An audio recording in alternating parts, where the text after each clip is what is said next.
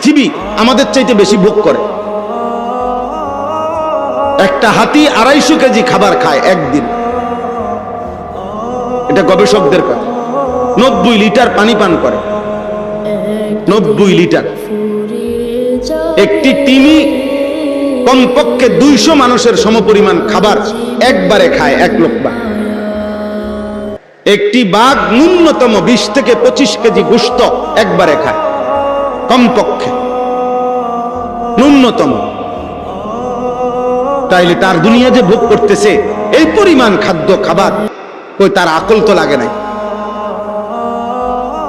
তাহলে আল্লাহ তাআলা আমাদেরকে স্পেশালি আকল দিলেন কেন?